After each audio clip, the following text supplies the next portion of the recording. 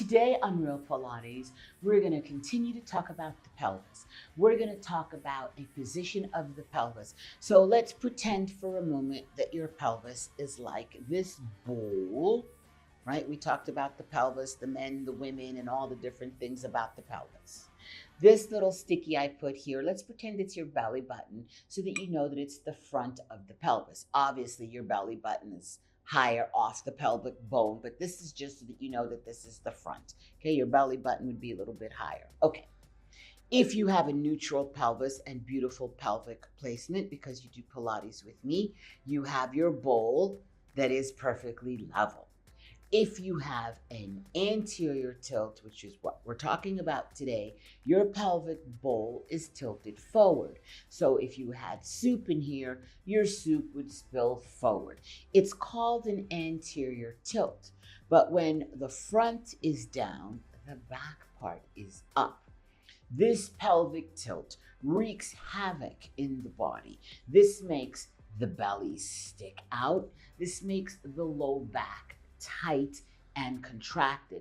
This pushes then the chin and the shoulders out of whack, and it creates a lot of times, not always, a forward neck, which then leads to straining of the neck, sagginess, and a whole bunch of other problems. When you squeeze your butt, and you don't do it in the right sequence of squeezing your stomach first, bending the knee a little bit second, and then squeezing your butt.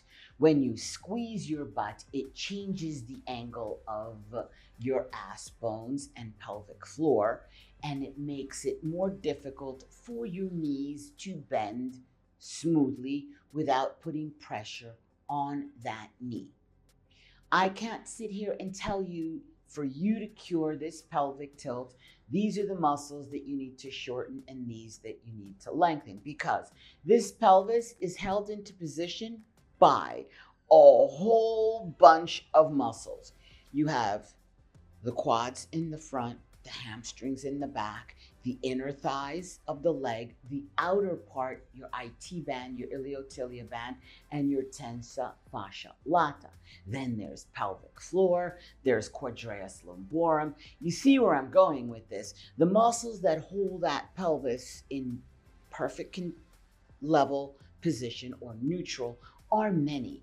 And so you have to sequentially make sure that all of the muscles, ones you don't even know the names of, are at their perfect length so that they hold that pelvis where it needs to be.